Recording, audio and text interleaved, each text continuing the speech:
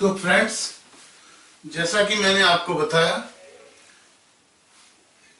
Accounting standard 4 जिसका नाम है contingency and events occurring after balance sheet date. Okay, हालांकि जब से ये AS 29 आया है, accounting standard 29, okay, contingent assets and liabilities के बारे में, तो कंटिंजेंसी वाले पैराग्राफ्स इस AS 4 के अंदर से रिपील कर लिए गए हैं, हटा दिए गए हैं। तो बेसिकली अब ये जो AS 4 है, ये केवल events occurring after balance sheet date के बारे में रह गया। ओके, ये कंटिंजेंसी के बारे में जितने भी प्रोविजंस थे वो AS 29 के अंदर हैं, तो इसलिए AS 4 का नाम नहीं बदला है, लेकिन कंटिंजेंसी नाम की कोई चीज अब AS 4 में नहीं है। इसके अंदर केवल events occurring after balance sheet date है। ठीक है, तो events occurring after balance sheet date होते क्या हैं, ये मैंने आपको बताया।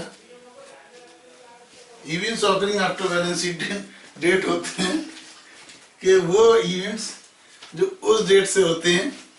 Events occurring after balance sheet date, एक तो होती है बैलेंस शीट की डेट, दैट इज 31 मार्च 2013, और एक होती है अप्रूवल की डेट। अप्रूवल की डेट की में जिस दिन बोर्ड ऑफ डायरेक्टर्स बोर्ड पे या कोई भी अप्रूविंग अथॉरिटी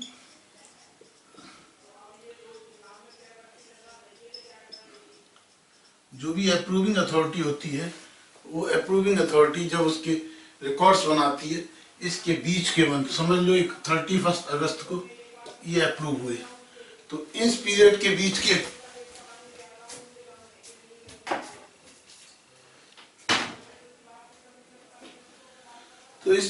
बीच के जो भी ट्रांजैक्शंस होते हैं, ठीक है, मान लो अप्रैल के अंदर, मई के अंदर, जून के अंदर, जुलाई में या अगस्त में कोई ऐसी घटनाएं होती हैं, कोई ऐसे इवेंट्स होते हैं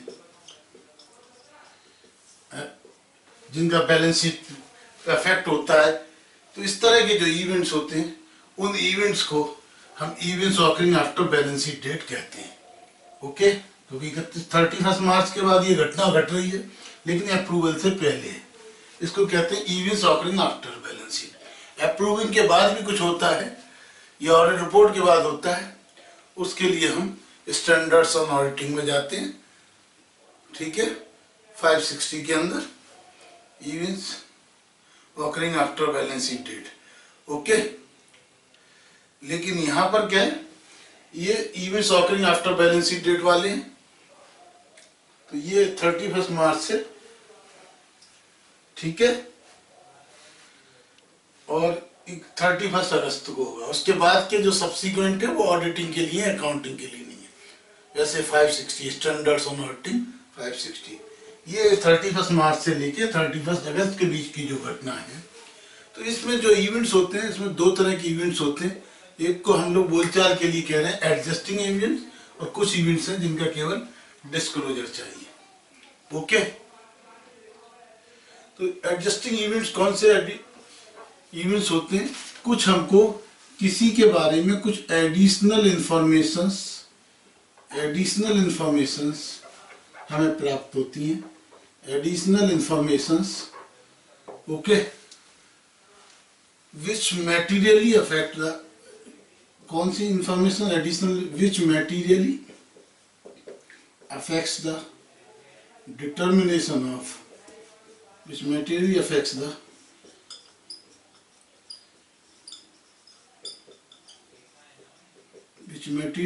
the determination of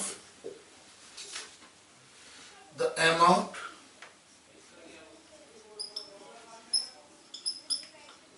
relating to the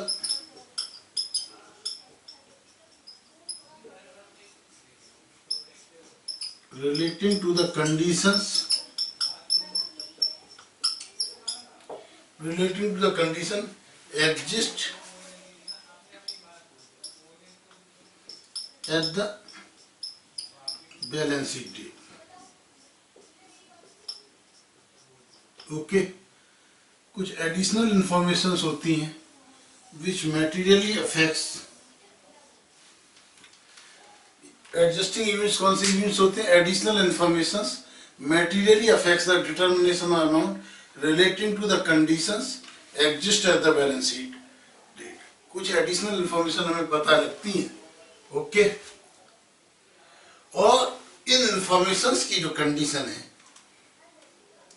ये जो कंडीशन है इन एडिशनल की कंडीशंस, जो इंफॉर्मेशन हमें पता लगती हैं उनकी conditions exist on the balance sheet date. पहली चीज एडिशनल इंफॉर्मेशन होती है, दूसरी उनकी condition exist on the balance sheet date. तो हमें क्या करना होता है? हमें एडजस्टमेंट करनी होती है असेट्स में एंड लायबिलिटीज में, ओके। असेट्स में, लायबिलिटीज में एडजस्टमेंट करनी होती है, साथ ही उनका ओके इफेक्ट भी बताना होता है। अब एक कुछ कंडीशंस ऐसी होती हैं जो एडिशनल इंफॉर्मेशन होती हैं, इनको कहते हैं events after balance sheet date affecting financial statement, affecting going concern assumptions, going concern assumption,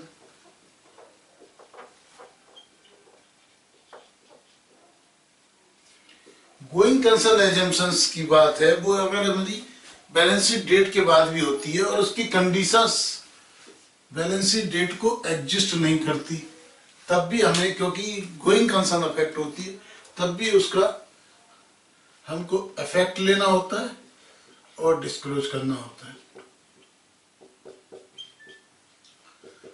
ठीक है। अब अदर्स इंफॉर्मेशन होती हैं, एडिशनल इंफॉर्मेशन हैं same which materially affect additional information. यही वाला जो केस है, ये वाला केस होता है, लेकिन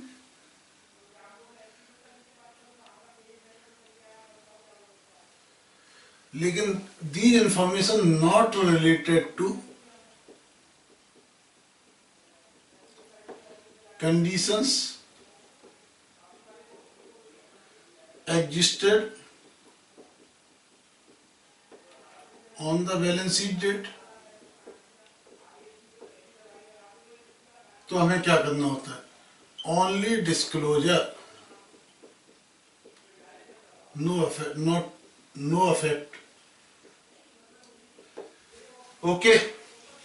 तो हमने दो चीज देखी कि कंडीशन इवेंट्स होते हैं जो बैलेंस शीट डेट के बाद होते हैं, अप्रूवल से पहले होते हैं, उसके अंदर कुछ एडिशनल इंफॉर्मेशन होती हैं जो मैटेरियली अफेक्ट करती हैं, ठीक है, लेकिन उनकी कंडीशंस बैलेंस शीट डेट पे एडजस्ट होती है, इसलिए हमें उसका इफेक्ट असेट्स में भी लेना है, लायबिलिटी में भी लेना है, डिस्क्लोज भी करना है। और कुछ कंडीशंस ऐसी होती हैं जो बैलेंस शीट डेट को एडजस्ट नहीं करती, तो उनका हमें इफेक्ट नहीं लेना होता, फाइनेंशियल स्टेटमेंट को चेंज नहीं करना होता, केवल हमें डिस्क्लोजर करना होता है। लेकिन एक कोई इंफॉर्मेशन ऐसी हैं जो बाद में भी पता लगी, on the date of balance sheet से रिलेट नहीं करती, लेकिन they are affecting going concern. जैसे क्या है, 31 मार्च के बाद 15 अप्रैल को फैक्ट्री में आग लग गई, अब फैक्ट्री चल ही नहीं सकती, ठीक है, यही डाउटफुल हो गया कि वो चल भी पाएगी या नहीं, तो ये क्या हुई? Assumption of going concern. तो हमें बैलेंस शीट डेट को इफेक्ट लेना होगा, ठीक है। तो 3 तरह की चीजें हो गई आपकी, ओके। इसको हम एक कुछ एग्जाम्पल से समझते हैं, AS4 को।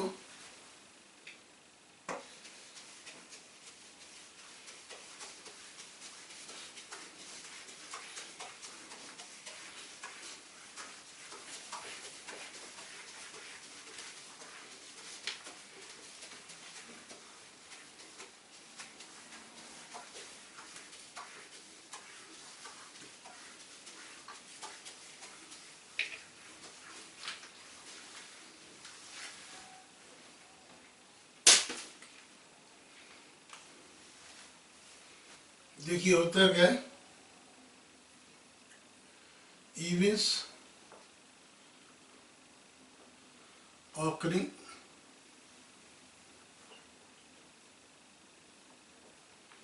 after balance sheet date. Okay, ये सारा कुछ हम मिटा देते हैं।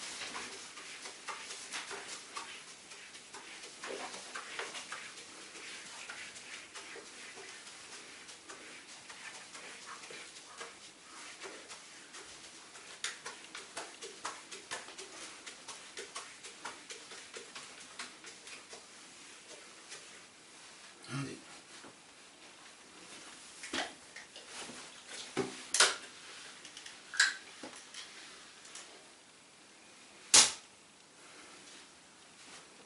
समझो ये है लॉस होता है बैड डेट्स का। क्यों होता है? क्योंकि एक पार्टी थी, वो इंस्टॉलमेंट हो जाती है 15 मई को, ठीक है, लेकिन 31/3 को भी उसकी पार्टी की फाइनेंशियल पोजीशन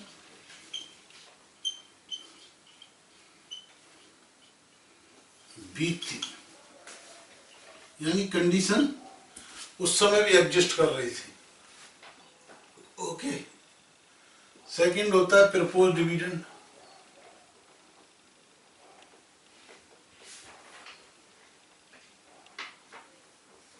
ये बैलेंस शीट की डेट के बाद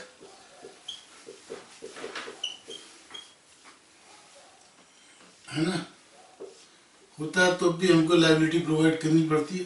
हालांकि रिवाइज शेड्यूल 6 कुछ और कहता है, लेकिन साथ ही रिवाइज शेड्यूल 6 ने अब उसको लायबिलिटी नहीं माना है, ठीक है। लेकिन आपको ये समझना है कि रिवाइज शेड्यूल 6 की उतनी पावर नहीं है, क्योंकि accounting standard will prevail over revise schedule. Okay, तीसरा मैंने एग्जाम्पल दिया destruction of plant and machinery.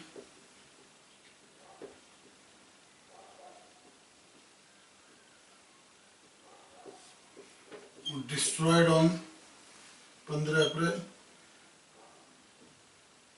Destroyed on 15 अप्रैल, ठीक है। लेकिन बट अफेक्ट्स गोइंग कंसर्न, तो ऐसी कोई कंडीशन एग्जिस्ट नहीं करती थी, तब भी हमको लेना पड़ेगा। ओके, अदरवाइज जो इवेंट्स होंगे after balance sheet date, events occurred after balance sheet date, if not related to balance sheet date, यानी conditions were not existed on that date, conditions not existed on that date. Okay, if not related to or not affecting going concern, so that should be disclosed in the report of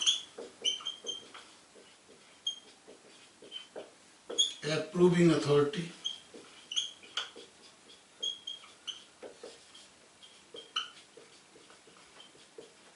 approving authority means board of director जो accounts को approve करती है। Okay,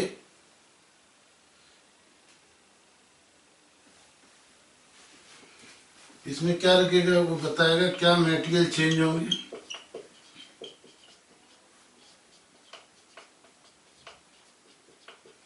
क्या effect होगा asset पर, liability पर, profit पर, loss पर, उसका क्या है ना। तो इस असेट्स का एस्टिमेट्स बनाया जाएगा। If estimates is not possible,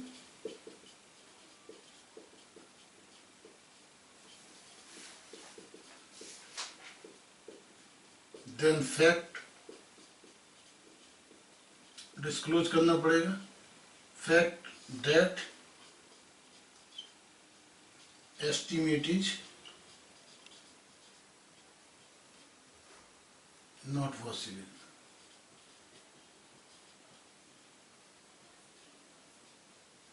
हाँ जी, समझ में आया? यहाँ तक पहुंच रहा था।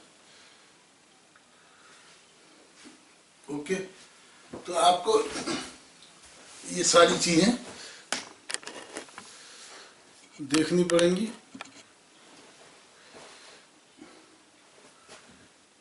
ओके,